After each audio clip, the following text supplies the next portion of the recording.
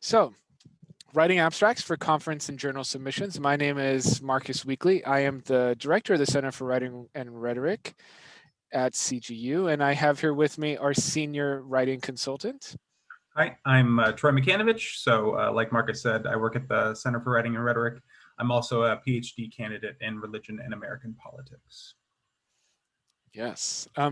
So let's get started today by just, asking a question about why you're here. So, it might be for the upcoming research symposium, or you might have some other questions about writing abstracts. So if you wouldn't mind answering in chat, what brings you here? And what questions do you have about writing abstracts?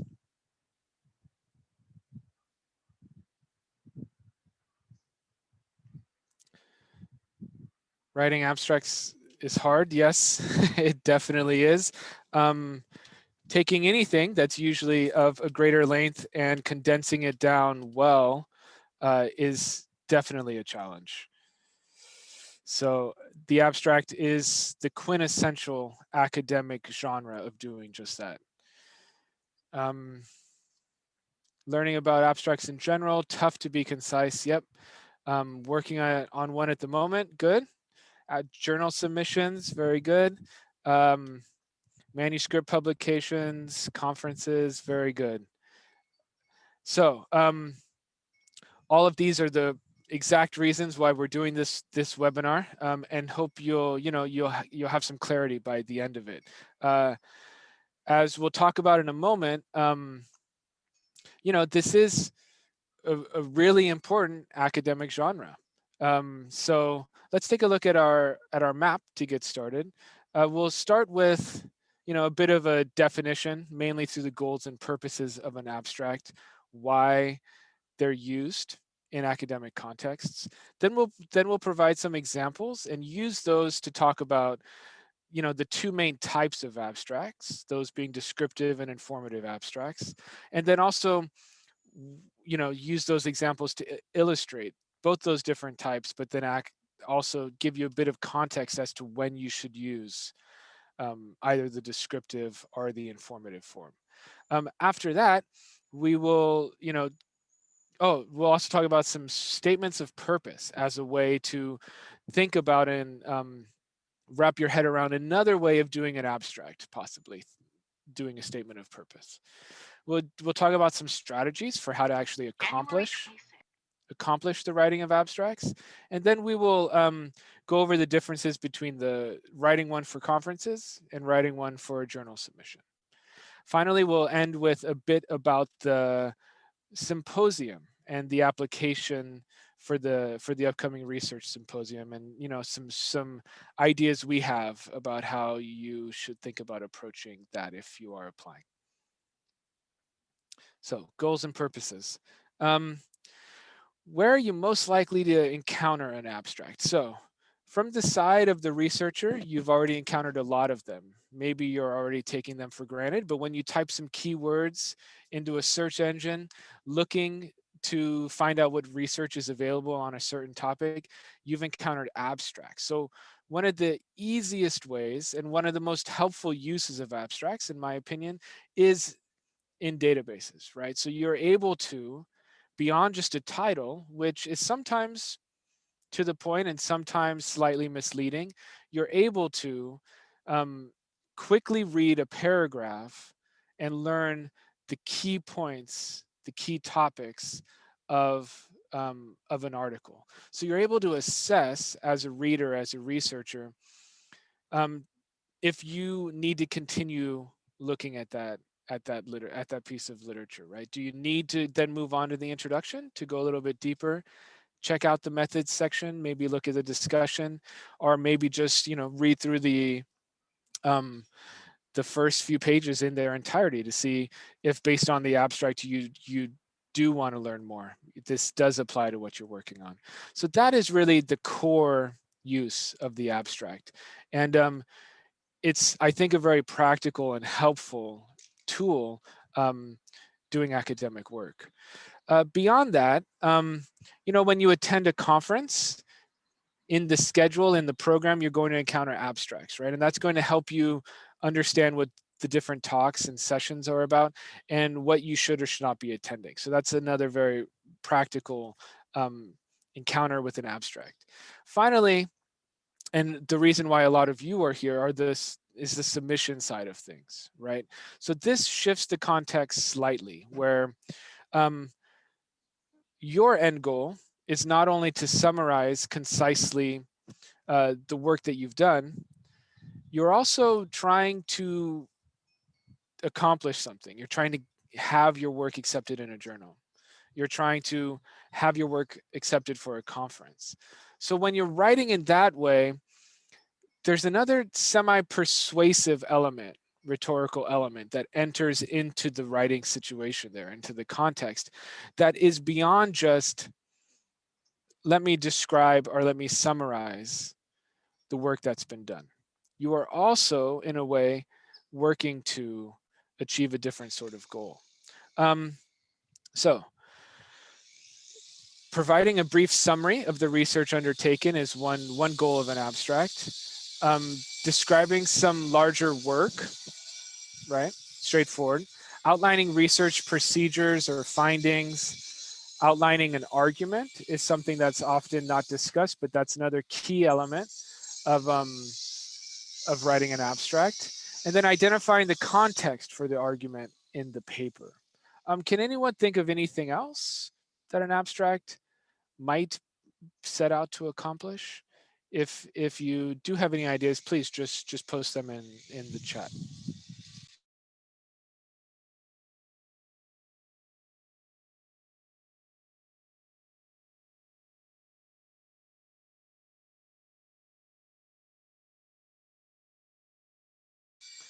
Yes, so a clear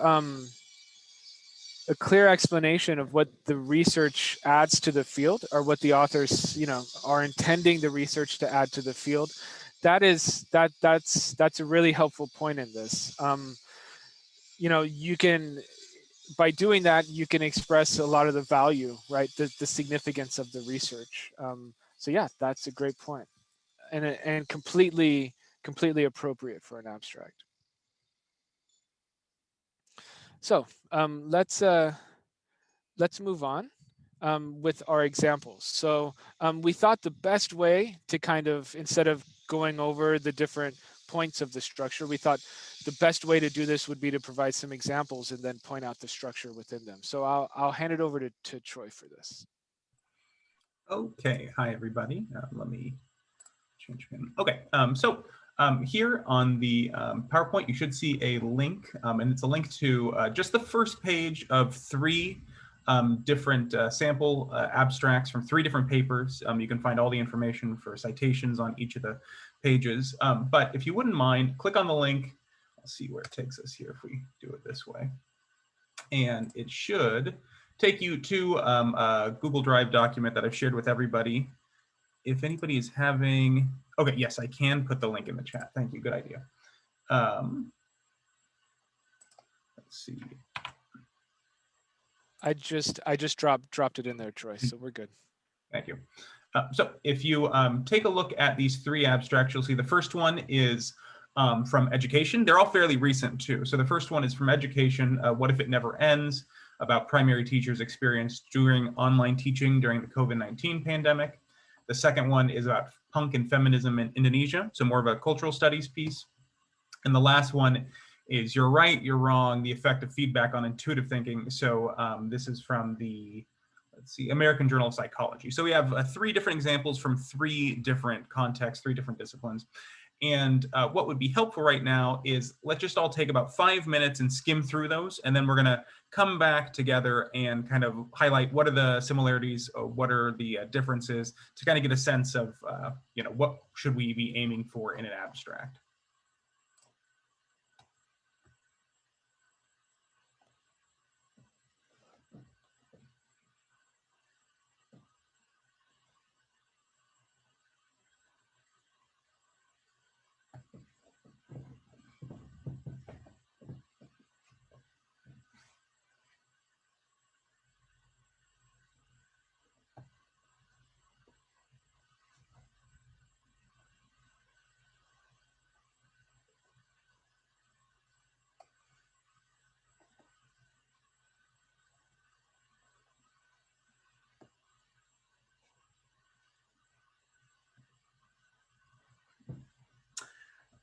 as you keep going reading through, something to kind of ask yourself is, what kinds of information do each of the examples include? So do they all have notes about method, about argument, about the research question, the context? What kinds of information is left out? Oh, we haven't shared the PowerPoint yet. We put the link to the articles in the chat. We will send out, I think, a link to the PowerPoint. I'll be able to make that available afterwards. But right now, just the link to the articles in chat. And if that doesn't work, send me a note and we can figure something out too.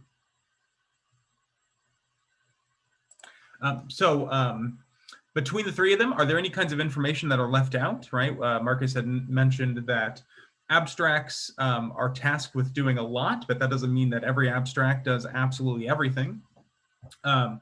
Do they focus on the procedure of their research, like this is what we're going to do, this is what we've done, or do they focus on the conclusions of their research, the actual arguments that are being made? And lastly, what's the scope of the abstract? How granular are they getting? Are they really describing, their argument, their methods in really kind of fine-grained detail, or are these kind of broad strokes where they are more doing work to maybe locate the argument that they're making within a broader context, be it some social problem that they're trying to address or some academic issue that they're trying to address?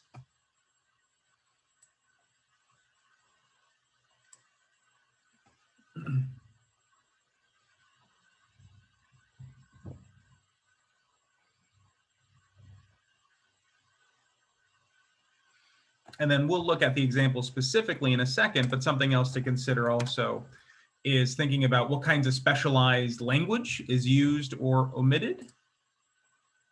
Who is the intended audience for each? Marcus had mentioned different contexts in which you might find an abstract, be it in a journal database or a conference program, and those obviously have different intended audiences. So sometimes you can think that there might be some nod to the general public, especially if the article is speaking to some broader kind of global problem. Experts, so people within the field who have a topical expertise, or kind of high information specialists, so like people within the field, but they don't have the specific topical expertise. Then we can talk about what's missing as well. So actually, back to the examples. And we can start, so feel free to post in chat. People have started posting in chat a little bit about some commonalities that they've noticed. But I thought it'd be worth highlighting real quickly just some of the ways that they are doing kind of similar and different things. Right, so in the first one, the what if it never ends, examining challenges in primary teachers' experience during wholly online teaching, you see that it starts, and let me make this as big as possible. Oh, let me get those controls out of the way. Sorry, it'll take a second. They should disappear. No, they should disappear. There we go. You see at the, oh, every time I move, it's going to do that. Okay. Well, then we'll do it like this. So you see at the beginning, since the outbreak of the COVID-19, the Chinese government has issued strict policies for school operations, right? So it begins with just a clarifying statement about the problem, really the context that's informing all of this, right? And then it narrows down not just strict policies for school operations, but the ways that teachers have had to provide fully online classes, regardless of their previous experience doing this. All of us as students and teachers ourselves know some very similar story to this. And then it kind of narrows down specifically to a problem within that, about the authentic challenges that teachers face during wholly online learning. Okay, so it really does start with a problem and then moves to what the study does. So the present study was a phenomenological study. 26 teachers were interviewed and provided photos of their teaching experience. And then kind of gives a theoretical framework, right? However, you notice that in this abstract, there's no mention of the specific findings necessarily. It's much more kind of description of the procedure. You can compare that then to the punk and feminism. Oh, that's the direction I want to go. There we go. Sorry for the jumping around. But the punk and feminism one you see is a much longer abstract, and actually divides its piece into two things. So certainly it starts with some context at the top, but then in its methodological section, it actually identifies a specific argument that it's going to make. So it's gone one step further than the previous abstract, talking about COVID-19 and teaching online, right? So I know that the main argument, a central thesis of this paper is going to be something about the way that feminist objectives are limited to transforming their immediate punk scene. And though these women face continued sexism within the scene, these initiatives represent a significant political and cultural platform for feminism in wider Indonesian society, right? So they've taken this context, giving a brief history of punk interventions in Indonesia, feminist zines, things like that. And then they've narrowed it down to actually the kind of argument they're going to make. So it's a little bit more specific than the previous abstract. And we can see in the third one, a more technical abstract in many ways from a psychology journal, giving here some sort of context. But this context here isn't so much like a social context. It's not about a big problem or big scene.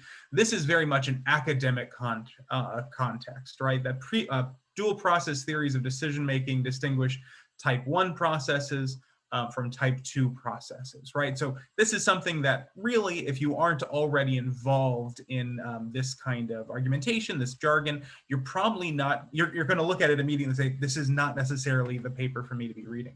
However, it does run through a procedural description of what they're doing and lands on specific results and some specific kind of description of those results. So between these three abstracts then, and let me go back to here, the education one, the cultural studies one, and the psychology one, we see three sort of different procedures. One that focuses on the broader social problem, and then some description of the kind of methodology of the article.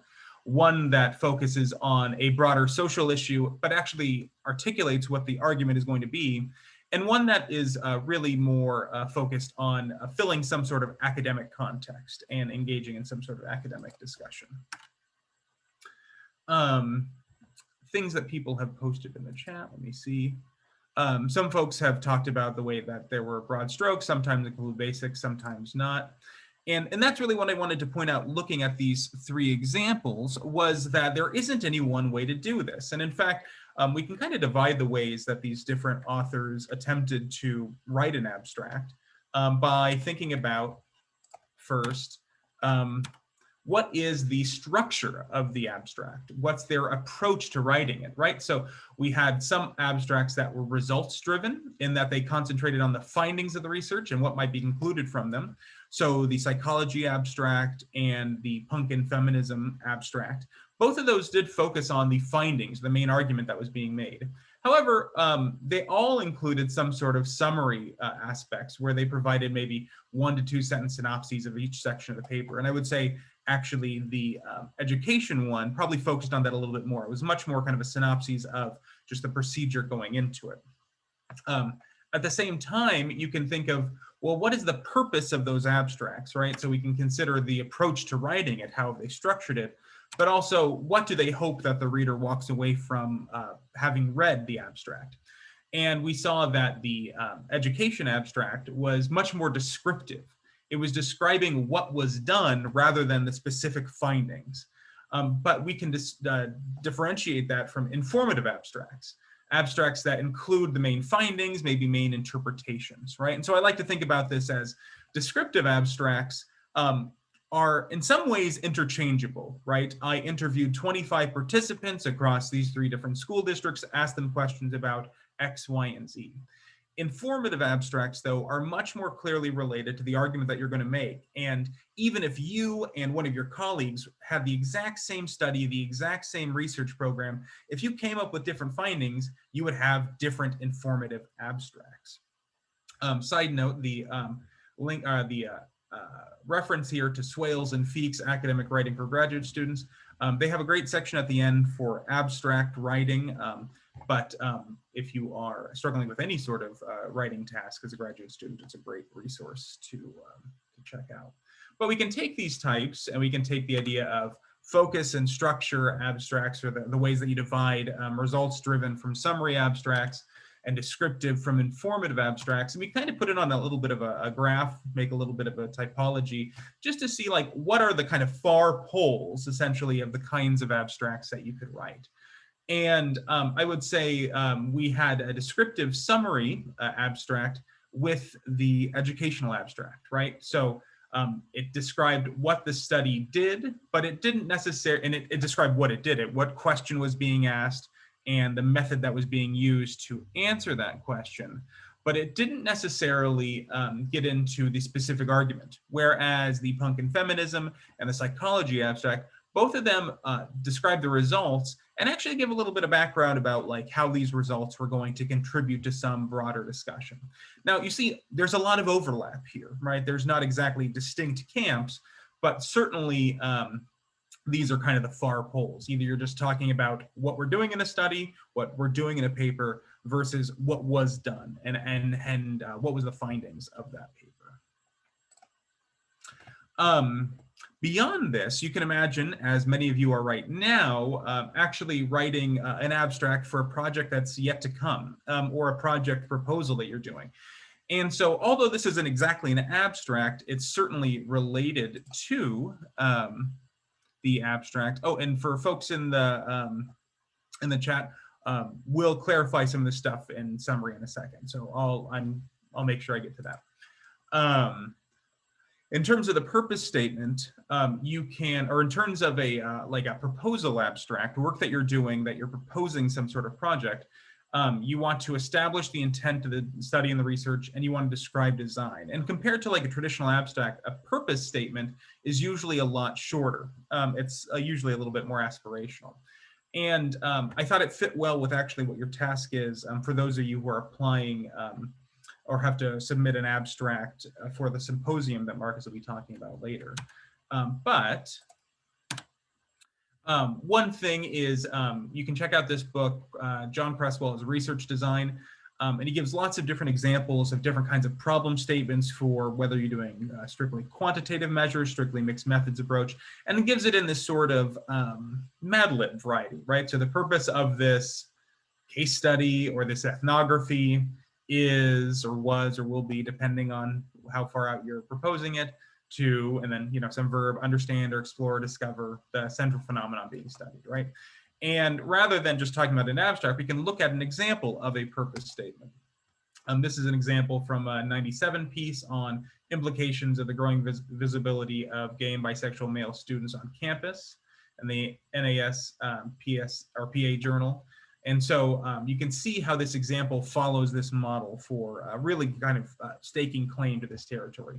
The article contributes to literature addressing the needs of gay and bisexual students by identifying several areas where progress can be made improving the campus climate for them. So this is a statement of, of the goals of the paper. This paper derives from a 2-year ethnographic study of a student subculture composed of gay and bisexual males at a large research university. So a statement about the methodology. And then this focus on men reflects the fact that lesbian and bisexual women constitute a separate subculture at this university, right? And so some clarification of their study. So at this point, when this person's writing it, they don't have findings yet, right? All they have is kind of a description of the kind of analysis that they're going to undertake, right? They could have gone further, maybe talked about the theoretical lens that they'll be using, but thinking about the statement of purpose as a version of like a description, a descriptive summary abstract is quite helpful. And there was a comment real quick that I'll address. Someone asked for a little bit more about the distinction between kind of descriptive abstracts and informative abstracts. And the thing that I'd like to think about, or the way I do it, is a descriptive abstract is essentially describing what is the design and the goal of the study or paper that you've written, right? So it identifies a research question often. It'll usually identify some context for that research question, and it will say something about what you've done to answer that research question, right? So I'm interested in queer representation in Shakespeare. to investigate this matter, I am going to look at these several plays and apply such and such framework to them, right? That would be descriptive. However, what's lacking from that descriptive abstract is it doesn't actually say what I find, right? If anything, it's more saying, hey, if you're interested in this matter, read more in my paper. An informative abstract, on the other hand, will actually detail what my findings are and maybe the significance of them, right? So might say something that while many scholars have identified characters that can be traditionally or in the modern sense read as queer within Shakespeare, my study finds that those characters are kind of distributed asymmetrically throughout Shakespeare's canon, suggesting X, Y, and Z, right? Of course, I know nothing about Shakespeare. I'm completely making this up. So to all the lit crit scholars, I apologize. But there is the difference between, in that description, just identifying what I'm interested in versus an informative abstract where I actually identify the argument that I'm coming to and maybe the significance of that argument. Okay. Feel free to write in the chat if that clarifies it at all, if you want a little more clarification, and I'm happy to stop, kind of hang out at the end as well. Okay, Marcus, you want to take this part? Yeah, I'll jump in. One thing I want to add about the descriptive and informative classifications. The descriptive abstract is usually a lot shorter, right? So when you are asked to provide an abstract that's 150 words, that's typically a request for a descriptive abstract. And if you can imagine 100 to 150 words, that's not even going to be a summary, right? If you've done a piece of social science research, 150 words is barely enough to dedicate a sentence to each of the key components of the paper. It's actually not enough to do that. So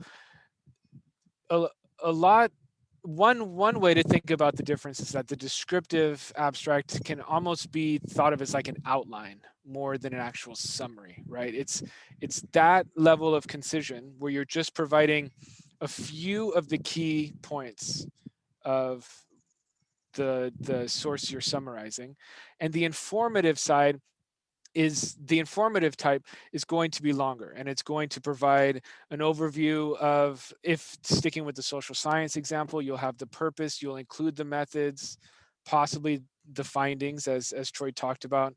In some instances, findings are included, and in others it's not. The focus is more on the method and the demographics of the study. And if it's not a social science abstract, then it's probably going to be a bit more about what the argument is, right? What the actual argument is spelled out, and will be longer. So when you're asked for a 250 word abstract or longer, 500 words, then you're looking to write the informative abstract. So some strategies. Wanted to provide a few different strategies here. The first is the idea of outlining, and specifically the reverse outline. So in cases when you've already written something, when you have a final product or something that's close to a final product, and you need to produce a summary of that, the reverse outlining method can be really helpful. So if you're unfamiliar with it, well, if you're familiar with outlining, then it's doing that exact same thing in reverse. It's taking an already, longer text, and you're going in and you're summarizing the key idea of each section, right? So the easiest way to do this is to have a separate document out, and you go through it systematically. And depending on the length of the document, that might be paragraph to paragraph, or it really might just be section to section, right? And you go through and you spend time to summarize as succinctly as you can the key idea of either the paragraph or the section. And you collect all of those. You'll end up having a list of sorts. And if you want to, you can do this in uh, a typical outline fashion, which would be something like, okay, I'll have the main idea of the section, and then some of the sub main ideas, some of the sub key points within that section, and then move on to the next section and do the same thing. The goal is, after doing this, you have a version of an outline that has, you know, already a good chunk of summarizing done. You've already done the work of, putting into your own words, your own writing, in condensed form, the key ideas of each part. And then with that, you condense even more. So you have at least a two-step process of breaking it down into some component parts, and then taking those component parts and thinking about the genre of the abstract. So with those component parts, you're going to break them down even more, even another step of concision there, and organizing them in some kind of logical form, right? The examples we've shown here, and the different types, you move from broad to specific in some respect, where your first step in is typically the context, or the cause behind the problem, or a bigger problem that creates, that houses, I guess, your research problem. First few sentences will be developing context, and then succinctly stating the problem that's being addressed. And then from there, it's either the design of the research or the argument that's being made, and to a greater or lesser degree. Sometimes the research question itself will be included, as well as the exact method and the findings. Sometimes it'll be focused on the method a bit more, and sometimes it will be, as in the cultural studies case about punk and feminism in Indonesia, an entire long paragraph was really setting up a lot of the context, right? And that was needed to drive home the point of the argument, which was presented in the second paragraph. Obviously, an example of an informative abstract, and something that is found more often when submitting to humanities conferences or journals. But you'll still get a request for the 250 word abstract often, in the social sciences as well. So that reverse outlining technique can, along with modeling, so you,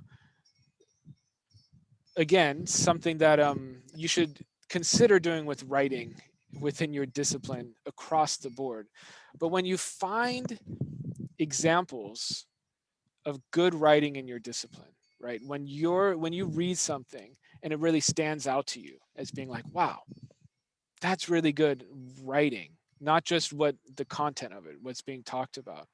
Um, Make a note of that. I mean, I know some people who actually have a document where they will drop, either the source information, or even sections. If they encounter a really good method section, they'll keep kind of a running document of quality examples within their discipline.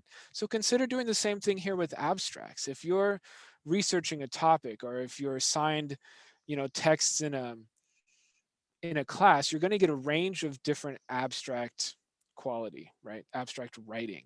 When you find some good ones, hold on to those. Use those as references.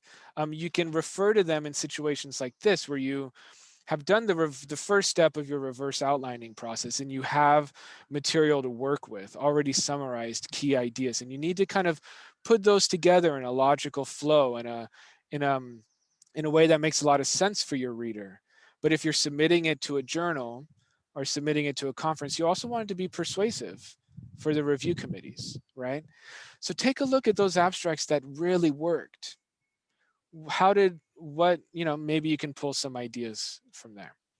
The other strategy that I wanted to talk about, is the cut and paste. Same idea as the reverse outline, but you just go in and you cut actual already existing passages from the text. Sometimes this works better than others. I think, especially in humanities, papers where there's there's a push to have a really clear either single or maybe 2 sentence statement of the main argument, a thesis statement, and then a push to have strong topic sentences at the beginning of mini paragraphs, um, and or sections. You're able to just cut and kind of pull them together in that same reverse outline kind of list forming exercise that then you can use as a reduced amount of material, already a step of a concision process to then put together an abstract. I think it also works in the sciences and social sciences too. I mean, sometimes you're able to just go and cut and paste, already existing passages. But really, you want to see which one of these depending on your context, what you're working on, which one of these work for you.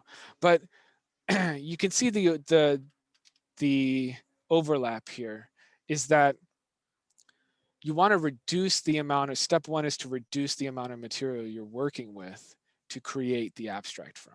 So there's an added challenge to looking at the entire text and trying to in a non-systematic way kind of go through and be like, okay, how can I summarize this, how can I summarize it, taking an initial step in some sort of way. And it doesn't have to be either of these, but consider, instead of making the writing process of an abstract one of the entire text down to the paragraph, or maybe 2 paragraphs in the longer cases, it's longer text down to some sort of smaller version of that text broken down, and then working from that second place to write the paragraph or two.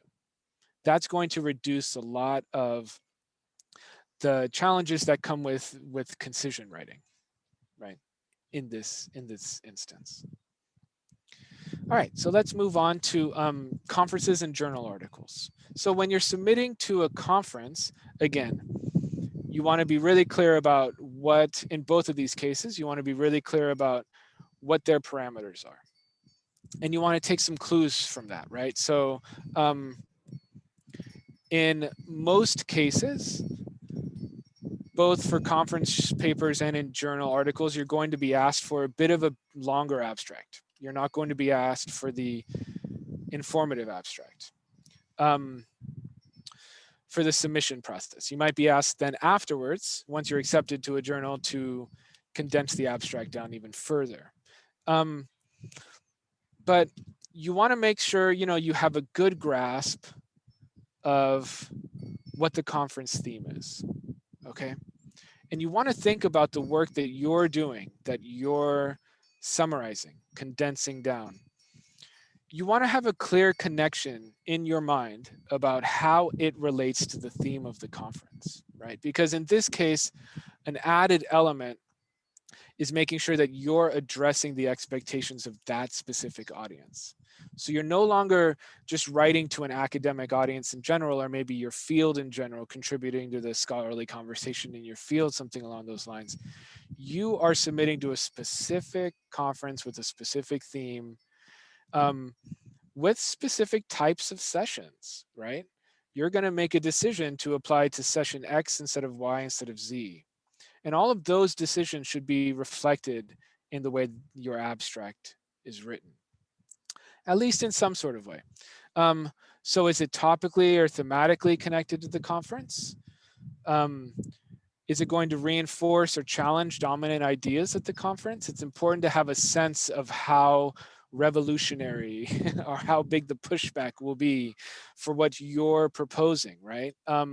Maybe in that psychology example, let's say they were trying to get into a conference where I forgot the exact name of the theory, but I want to say dual process theory for decision making, where on the one hand, there's an intuitive process and the other is based more logically from working memory, right? Maybe the overarching consensus in the field is that the two, the dual process theory has major flaws, but you're going to present that paper, right?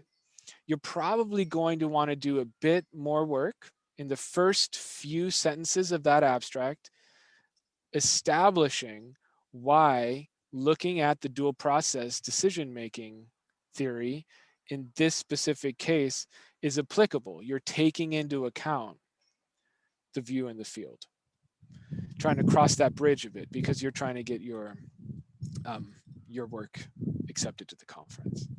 Also, then, you want to think about regional, national, international, and the purpose of the panel, right? So if you're, it's one thing to do an individual presentation where it's just you, and it's another to be a part of a roundtable, right? There's a different level of rigor typically. So you want to consider all of those across, and different rigor for, types of conferences. Is it the national conference of your field, or is it a regional one on a subtopic? You can speak to a narrower audience in the latter. Where in the former, you're going to have to really show that you are doing work that's significant for the field as a whole. For journal submissions, a lot of the same things apply in many senses. You're trying to gauge the rhetorical situation. You're trying to gauge in a bit more detail who your audience is, what the context of your submission is. It's going to be different depending on different journals. It can be really helpful to speak to a mentor, and a faculty mentor, or an advisor, to get a sense of which articles might be best for the work you're working on already, because that can do a lot for your chances of acceptance in the first place. You're submitting to the right journal for the work. But if you really want to get into a certain type of journal, let's say, and you want to do work for that journal, then you really want to spend time to gauge that rhetorical situation, understand better what types of articles make it into that journal, why, how can you, talk about your work in the same sort of way that the culture of that journal, typically accepts, or in some other way make your abstract fit more the expectations that review committee will have based on the journal they sit on. So that will come down to scope, what kinds of submissions, the intended audience, and then what kind of resources the journal offers for submitting authors. So you really want to read through the guidelines. And if you haven't been through this process before, it's often helpful to come up with a list of about 5 journals and compare the different guidelines, right? It's going to be the easiest way. That compare and contrast would be the easiest way to see similarities and differences. And some will provide a lot more information up front, and others will provide a lot less. And as it looks like Troy's pointing out here, a lot of journals will have websites or pages on their websites that give prospective authors more information about not only the process, but what that journal is looking for. They'll lay it out for you specifically. Yeah, so you can see here, I picked 2 that I'm familiar with. So the Journal of the American Academy of Religion, on their information of authors page, they don't just talk, like they have actual submission guidelines, right, formatting issues, but they also will specify, like, look, broad and fundamental. That's what we're looking at. We're looking at kind of broad-based research, not really, really granular stuff. And then they have, if your article is originally written with an audience of insiders as mine, please take time to reframe it for our readers specifically, right? So a lot of the journals that you'll find will have specific guidelines, and they won't always be the same, right? So Journal of the American Academy of Religion is about broad and fundamental, but if you were looking at like the Journal of Southern History, it would obviously be a little bit more narrowed focus to specific topics in Southern history, right? So always good to see, are you submitting to a journal because your methodological focus overlaps with a journal? Like if I was submitting to the American Political Science Review, right? There's a disciplinary overlap, the discipline of political science. Whereas if I'm submitting to religious studies, the Journal of the American Academy of Religion, there's not really a disciplinary overlap or kind of shared discipline between all the different kinds of people who are submitting to the journal. So it's more topically focused there.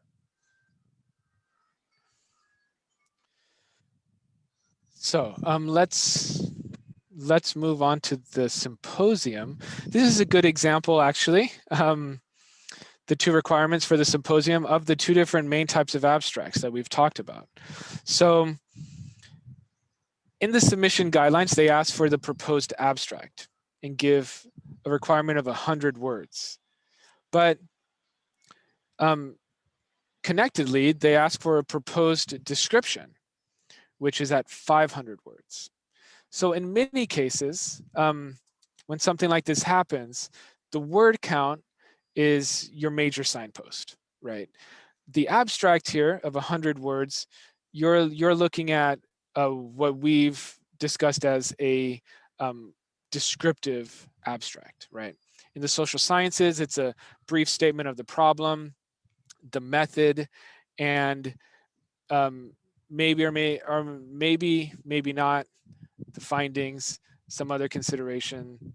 You're done. That's all the space you have. 100 words is.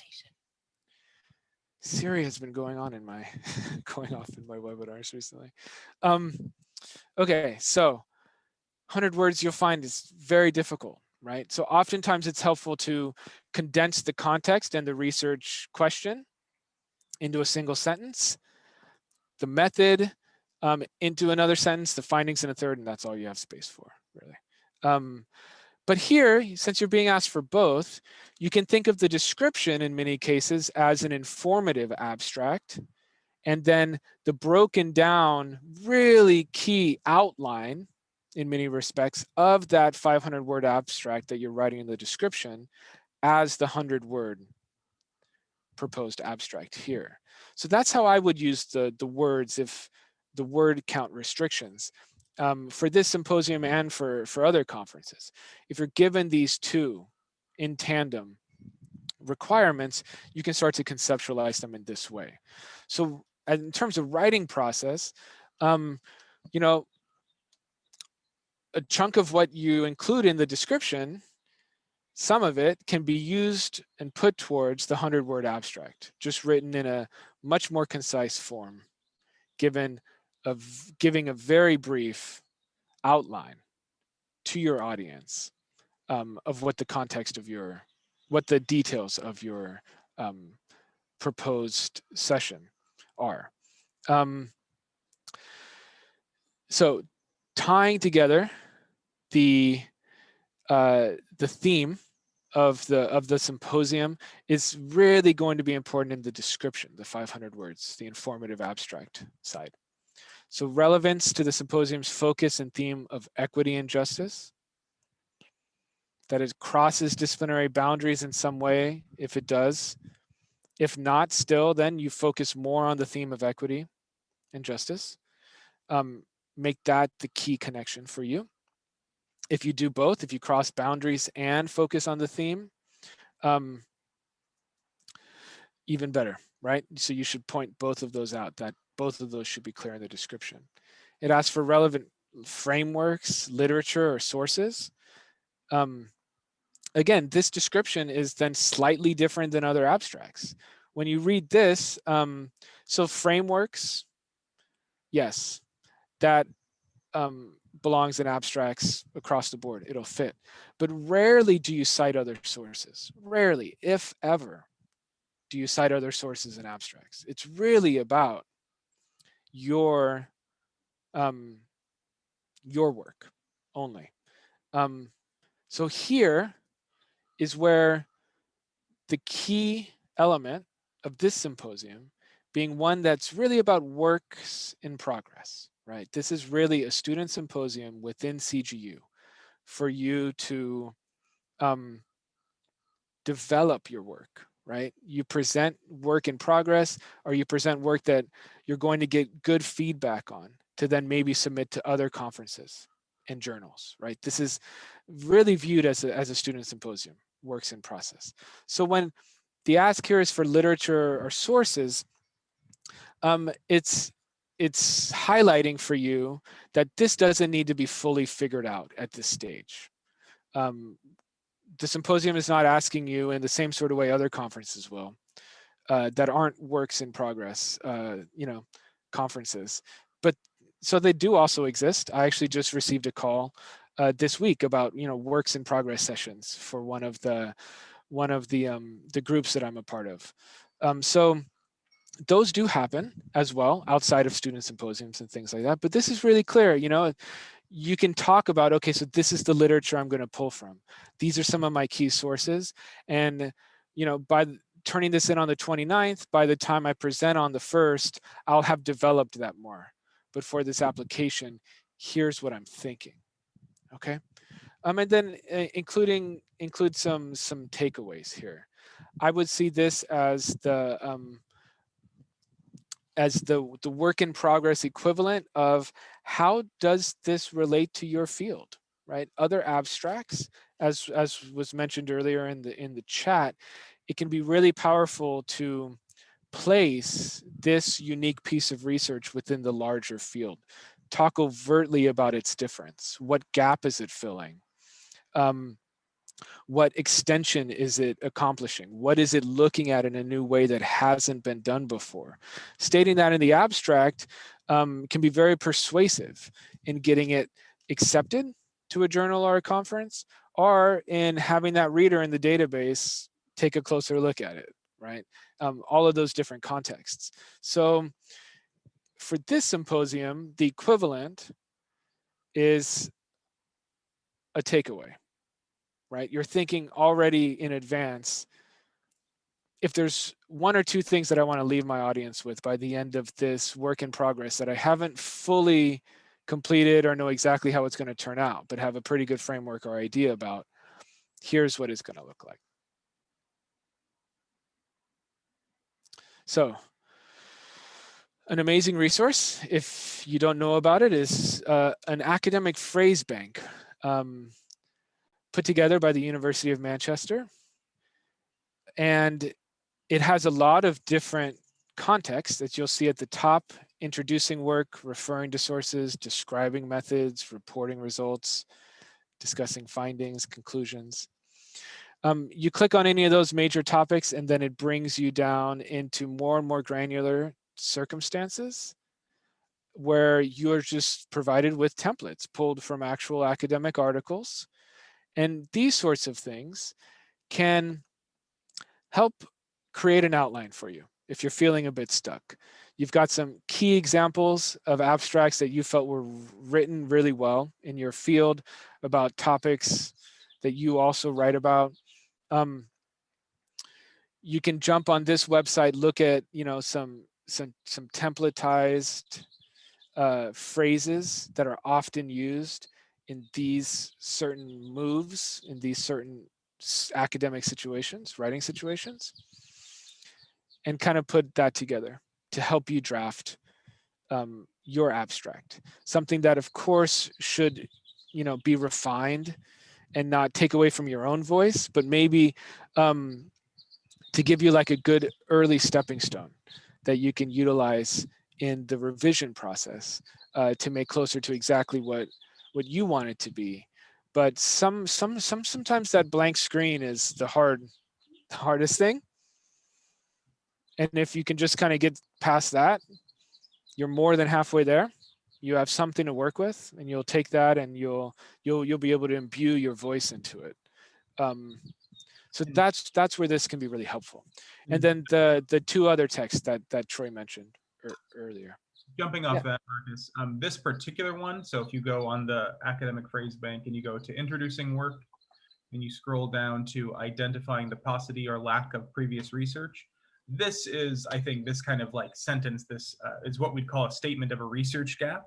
So especially when Marcus was talking about the ways that traditional abstracts don't really ask a lot for reference to other kind of scholarship, I think if you want to, if they're asking for you to include it for the symposium abstract, this is a really great framework to do it in. While so-and-so researchers have argued X, no study does blank, right? So if you're really trying to locate your work within inside a broader canon, and it doesn't have to be that you're like blowing the lid off something brand new, it could be also that you're asking some new kind of framing of the question, or you're contributing something kind of slightly related or going off on some other direction.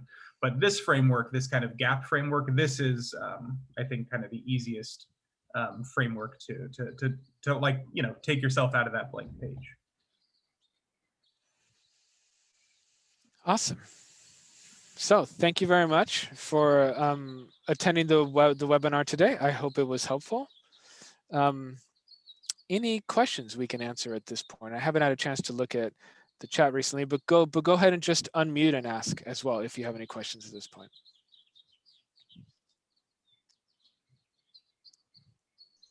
So I saw this is specifically about the symposium, that we're hoping for interactive presentations at the symposium, and I was also told that it'd be or I read that it'd be moderated by professors at the tables.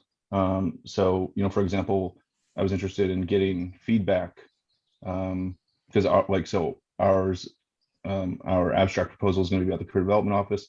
So I was interested in both explaining what we found and what we did, and then trying to encourage feedback from people attending, both to improve in the future and based on what we've already found. So I was wondering if there are suggestions or any resources on how to make good, short, and concise interactive presentations.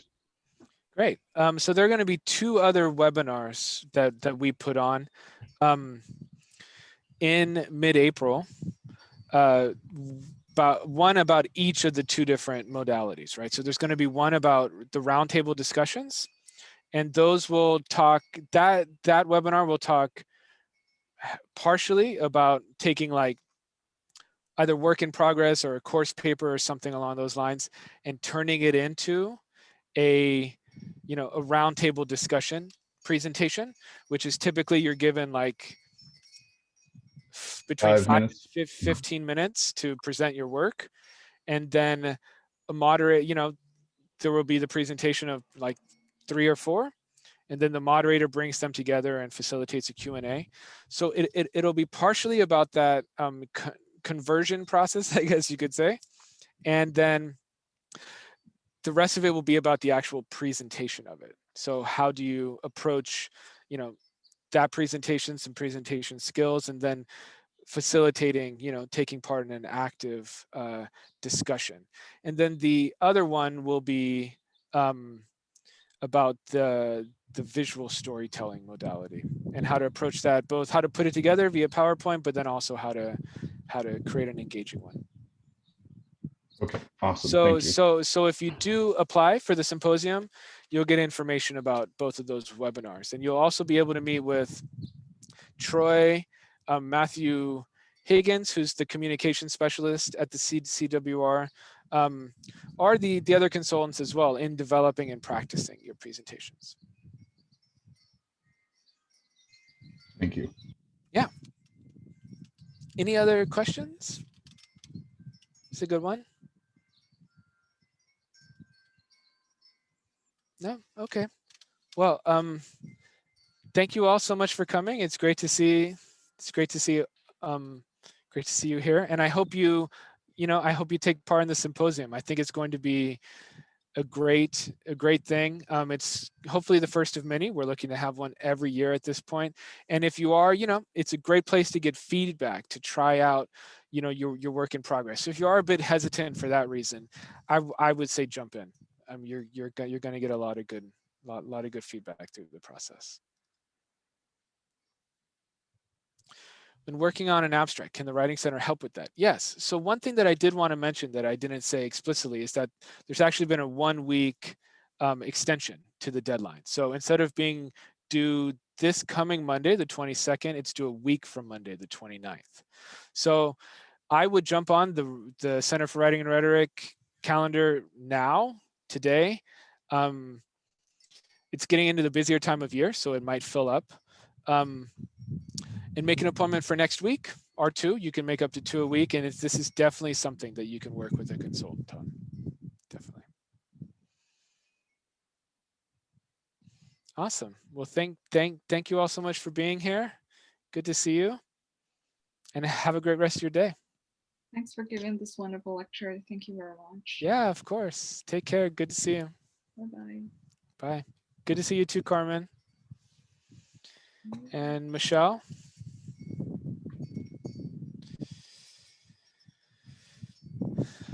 right.